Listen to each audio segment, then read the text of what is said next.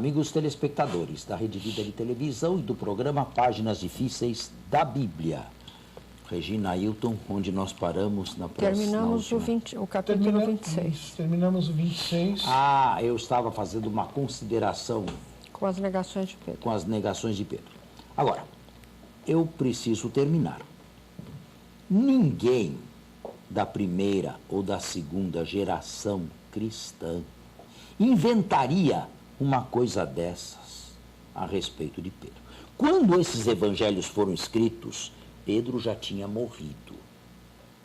Pedro já era considerado a grande coluna da igreja. E já tinha dado glória a Deus, morrendo mártir na colina do Vaticano, na perseguição de Nero. Como inventar uma coisa dessas de um superapóstolo, tão bem querido pelo cristianismo das origens, e tão mencionado na Sagrada Escritura dos 12, de longe o mais mencionado? Por que inventar uma coisa destas? Portanto, de um lado, eu acredito que isto de fato aconteceu. Se uma, duas ou três é outra questão. Talvez aqui tenha, mais uma vez, escapado a regra dos três e uma única negação se tenha transformado em três. Em Marcos, ela é mais incisiva, mais dramática do que em Mateus, porque à medida em que nega, vai saindo e vai se distanciando de Jesus. Para Mateus, não tanto, nem tanto. Marcos trabalhou o texto com mais maestria. Agora, inventar uma coisa destas de Pedro, eu não acredito que tivessem coragem de fazê-lo no primeiro século. Eu dei a vocês, na semana passada, e ao telespectador, a motivação que eu acho mais pertinente. Um texto como este podia servir para muitos fracos, para muitos caídos, para muitos pecadores que não precisam se desesperar da misericórdia e da bondade de Deus. Basta que, ainda que seja apostasia, o pior pecado que pode existir, o pior pecado não é o sexo, é a apostasia, é abandonar mesmo, definitivamente. Basta que façam o que fez Pedro, saindo, chorou amargamente. E não desconfie da misericórdia e da bondade de Deus. Portanto, para mim, um texto absolutamente pastoral. Mais para aquela época do que para hoje. Mas para hoje também, não? Para hoje, misericórdia de Deus é... Para hoje para também. Hoje, que... ainda que eu pecasse como Pedro, eu não preciso, de forma nenhuma, desconfiar de Deus e desesperar de Deus. Eu posso virar santo. Certo? Bom, portanto, um texto pastoral. Acho que por causa disto, Marcos foi o primeiro... Pode entender como catequético também? Pode, perfeito, nesse sentido. Nesse sentido, quero dizer, é um encorajamento ao não desespero por parte de quem se tornou infiel à sua própria fé, à sua profissão de fé. E renegou o Mestre. E renegou Jesus. Certo? Então agora vamos. Jesus é conduzido à presença de Pilatos. Aí os subtítulos não são importantes, porque... É, verdade. Chegada a manhã, todos os chefes dos sacerdotes e os anciãos do povo convocaram um conselho contra Jesus a fim de levá-lo à morte. É isso que não se entende. Se já tinham, há poucas horas antes, dito réu de morte, para que 3, 4, 5 horas depois se reunirem de novo para chegar ao mesmo veredicto? Porque o outro não era oficial. Mas este aqui também não se entende. No dia da Páscoa, para eles aqui, para esse evangelista aqui, no dia da Páscoa. Então, mas ele não pode entender aqui, seria alguma coisa oficial. Agora sim. Agora, diante de Pilatos, ele... Não estão diante de Pilatos ainda. Então, mas vai caminhando. Vai caminhar. Mas por que convocar novamente? João não tem isso. João não tem isso. Para João, ele foi de Getsemane levado à casa de Anás. Anás fez umas perguntas rápidas a ele e enviou a Caifás, que também se contentou com 2, 3 perguntas e o conduziu diretamente a Pilatos. Eu acredito que essa cronologia de João seja a melhor. É mesmo, logo em João, que ele é mais... Exatamente. Então, João não fala de uma condenação de Jesus na sua presença por parte do Sinédrio. Diz sim que o Sinédrio tomou uma decisão contra Jesus, mas não na presença dele e alguns dias antes. Então, aquela primeira que a gente teria lido teria sido a de Anás, agora Caifás, para depois Pilatos. Para João do Getsemane foi Anás. Também... Não, aqui não se falou de Anás, aqui diretamente a Caifás. Mas para o senhor seria isso? Para mim, eu sigo mais a orientação de João. De Getsemane foi Anás. Por que Anás? Não era ele sumo sacerdote mais, mas era influente. E certamente por detrás das colunas era o que supervisionava tudo. Era sogro de Caifás. Né? Caifás era seu genro. Eram da mesma família. Anás o interrogou, como um delegado interroga aí na calada da noite um prisioneiro ali, um malfeitor ali que chega na delegacia, despachou a Caifás, que era o sumo sacerdote. Caifás também não fez muita coisa, sempre de acordo com João, e o entregou a Pilatos. Agora, para que isso tudo seja verdade, é preciso que a gente se concorde numa questão aqui. Entre Caifás e Pilatos devia reinar um certo acordo com relação a Jesus.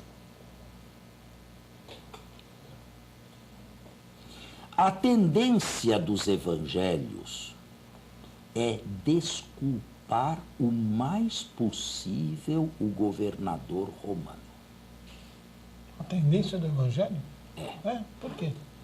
Em Marcos, o primeiro evangelho, Pilatos, sem muitos escrúpulos, condena Jesus à morte. Em Mateus, nós vamos ver, Pilatos não quer condenar Jesus à morte. Pilatos é o segundo a dizer que ele não tem culpa. E depois faz um gesto dramático, deuteronomista, um Pilatos deuteronomista, veja só, lava as mãos na frente da multidão, sou inocente deste sangue. Isto era o Deuteronômio que mandava os judeus fazerem quando se tratava de algum cadáver encontrado e não havia culpa por parte deles no homicídio. Deveriam lavar as mãos. Um Pilatos deuteronomista. Em Lucas, Pilatos diz que vai castigá-lo, mas irá soltá-lo. E depois tenta mandá-lo para Herodes, que Herodes resolva a situação. Em João, Pilatos entra e sai 7 vezes para tentar convencer os judeus de que não havia culpa naquele homem. E saindo dos evangelhos, bom, temos que fazer um intervalo aqui. Já.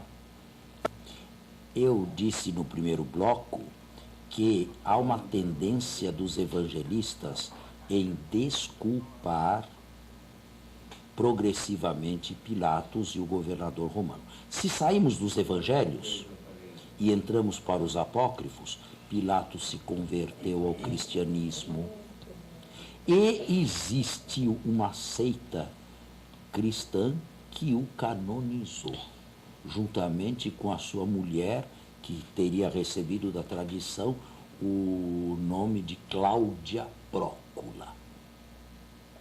Agora, por que esta progressiva desculpa do governador romano, ou dos romanos, por parte já dos evangelhos? A meu ver, os evangelistas tinham que se ater com o Império Romano. E era, sobretudo Lucas, era de todo conveniente mostrar às autoridades romanas que o cristianismo não é uma religião subversiva, que o cristianismo não é uma religião que faça sombra a César, que os cristãos pagam o imposto a César, sim.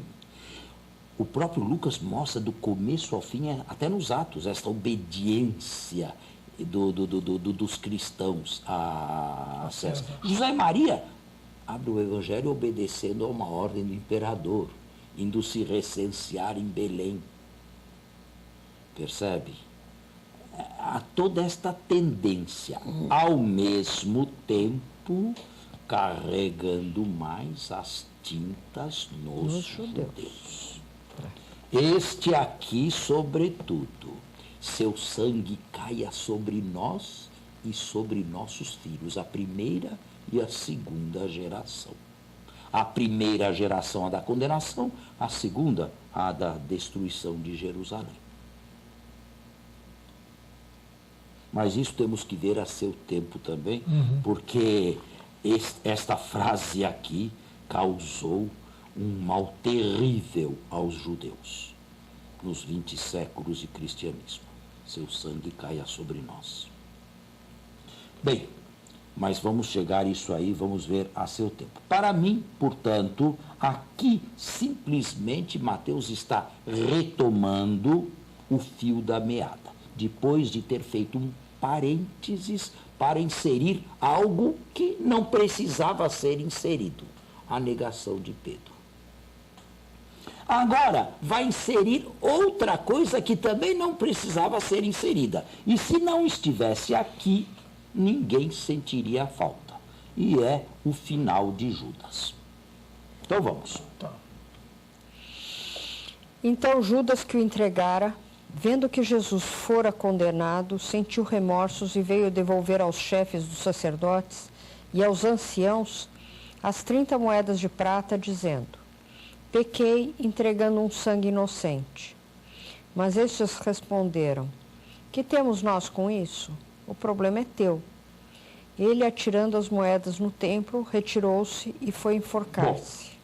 Vamos parar por aqui, porque aqui já tem muito o que ser dito.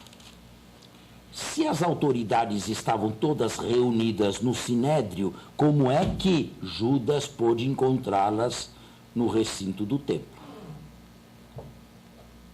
Está meio desconexo aí. É.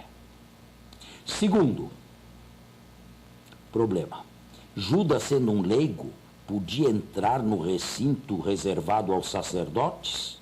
Ou jogou as moedas pelo muro? Talvez fosse, podemos conjecturar aí, talvez fosse conhecido, alguém o procurou para entregar Jesus, lá dentro já sabiam quem ele era, permitiram sua entrada. Bem, aqui tudo indica que morreu antes do próprio Jesus. Se enforcou antes, naquela mesma noite fatídica, tudo aconteceu. Notem vocês e o telespectador, é a primeira pessoa, por incrível que pareça, que vai declarar que o sangue de Jesus é sangue inocente. Pequei entregando sangue inocente. A segunda pessoa será Pilatos. Nada tenho a ver com o sangue deste homem. Sou inocente do sangue desse justo. A escuta da sua mulher, que mandou-lhe um conselho: não te envolvas com esse justo. Vamos ver a seu tempo. Mateus está aqui calcando a culpa nos verdadeiros culpados para ele. Nem Judas, nem Pilatos. Os judeus. As autoridades judaicas aqui.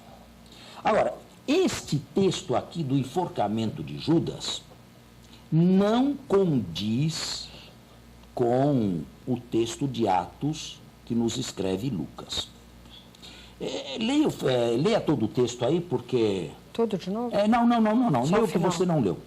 Vá até o fim. Os chefes dos sacerdotes, tomando as moedas, disseram: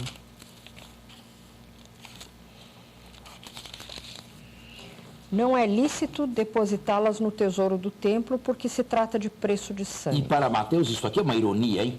Eles não têm escrúpulos nenhum em condenar o sangue inocente, mas agora têm escrúpulos diante de 30 moedas, que não podem ser colocadas num cofre qualquer porque é preço de sangue. Coaram, estão coando a mosca depois de ter engolido o camelo.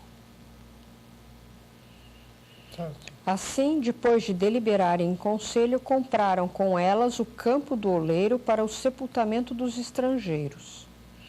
Eis porque até hoje aquele campo se chama Campo de Sangue.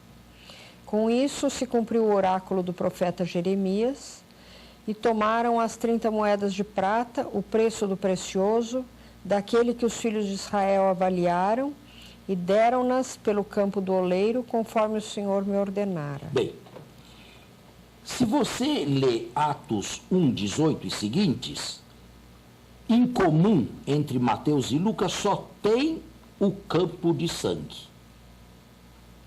Só. Mas aqui, este campo de sangue teria sido comprado pelos sacerdotes depois do enforcamento de Judas para se tornar cemitério de estrangeiros. Acéldama. Em Lucas se diz que Judas comprou um terreno com o preço da entrega de Jesus e naquele terreno sofreu um acidente. Caiu de frente para o chão e partiu-se em dois, o que não é fácil de se entender, né? Como é que uma pessoa cai de frente e se parte em dois? Só se cair em cima de uma lâmina. Exatamente. É. E, continua Lucas, aquele terreno recebeu um mau cheiro insuportável e até hoje se chama Campo de Sangue, Acéldama. São dois textos que não se batem. Para Mateus, o campo se chama Campo de Sangue porque foi comprado com o preço do sangue de Jesus. Para Lucas, Atos, o texto, o campo se chama Campo de Sangue porque lá Judas derramou seu sangue, caindo para frente e partindo-se em dois. E o fato se tornou conhecido de todos os habitantes de Jerusalém. Então, para Lucas, ele não se enforcou? Não. Lucas Atos. Bom, e para Mateus tudo indica que se enforcou naquela mesma noite. Para Lucas, o acidente deve ter acontecido algum tempo depois. Deve ter havido algum tempo para que Judas comprasse um terreno, fosse examinar o terreno e sofresse um acidente dentro daquele terreno. Portanto, entre os dois textos aqui, canônicos, só há em comum o campo de sangue, que Mateus interpreta como o sangue de Jesus e Lucas interpreta como o sangue de Judas maldito. Temos que fazer já o intervalo? Sim. Ah, bem, Sim. então temos que encerrar hoje aqui, não é? E mais uma vez Encerrar voltar o para mês também, né? a próxima semana. Muito obrigado. Bom final de semana a todos e até a próxima sexta-feira, se Deus quiser. Um bom domingo. Até a próxima sexta.